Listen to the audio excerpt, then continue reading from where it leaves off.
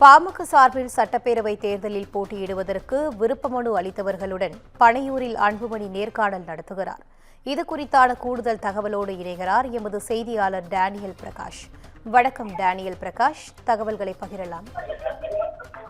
நிச்சயமாக வணக்கம் இனிதா. அதாவது சென்னை கிழக்கு கடற்கரை சாலை பனையூரில் உள்ள பாமக கட்சியின் தலைவர் அன்புமணி ராமதாஸ் அலுவலகத்தில் தமிழகத்தில் நடைபெற உள்ள சட்டமன்ற தேர்தலில் போட்டியிடுவதற்கான விருப்ப மனுவானது அனைத்து மாவட்டத்திலும் உள்ள நிர்வாகிகள் கடந்த மாதம் அளித்திருந்த நிலையில விருப்ப மனு கொடுத்தவர்களை வருகின்ற அதாவது இந்த 27, 28, 29, 30 ஆகிய தேதிகளில் பனையூரில் உள்ள அலுவலகத்தில் நடைபெறும் நேர்காணலுக்கு வர வேண்டும் என ஏற்கனவே அழைப்பு விடுக்கப்பட்டிருந்தது.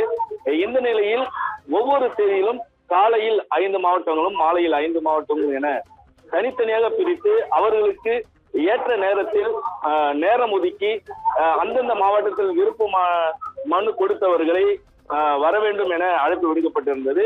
இந்த நிலையில் இன்று சென்னை கிழக்கு கடற்கரை சாலையில் உள்ள பனையூரில் பாமக தலைவர் அன்புமணி ராமதாஸ் அலுவலகத்தில் அன்புமணி முன்னிலையில் நேர்காணல் இன்று மதியம் 12 மணிக்கு மேலாக நடைபெற உள்ள நிலையில தற்போது திருவள்ளூர் மாவட்டம் சென்னை, செங்கல்பட்டு, காஞ்சிபுரம், கோவை, நீலகிரி, திருச்சி ஆகிய மாவட்டங்களும் இன்று மாலை வேலூர், ராணிப்பேட்டை, விழுப்புரம், கள்ளக்குறிச்சி, ராமநாதபுரம் ஆகிய மாவட்டங்களில் இருந்தும் விருப்ப மனு கொடுத்த நபர்கள் அன்புமணி ராமதாஸ் நேர்காணலில் ஈடுபட்டு வருகிறார். இதற்காக அலுவலகத்திற்கு அன்புமணி வந்து அறிந்துள்ளார். கீழ்கண்ட மாவட்டத்திற்கு உட்பட்ட சட்டமன்ற தொகுதிகளுக்கு விருப்ப மனு அளித்தவர்கள் வர வேண்டிய தேதியும் நேரமும் கொடுக்கப்பட்டு இருக்கிறது. அதாவது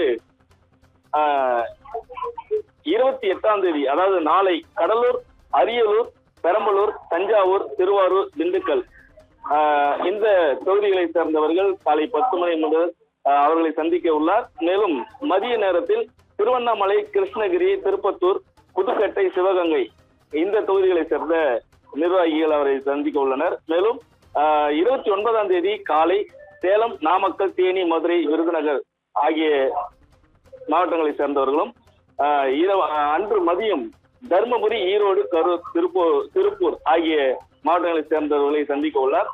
30ஆம் தேதி காலை மயிலாடுதுறை, நாகப்பட்டினம், திருநெல்வேலி, தூத்துக்குடி, தென்காசி, கன்னியாகுமரி மற்றும் 30ஆம் தேதி மதியம் புதுச்சேரி மாநிலத்தை சேர்ந்தவர்களை அன்புமணி ராமதாஸ் அவர்கள் தன்னுடைய அலுவலகத்தில் வரவழைத்து நேர்காணலில் ஈடுபட உள்ளதாக தெரிவிக்கப்பட்டுள்ளது. இனிதா,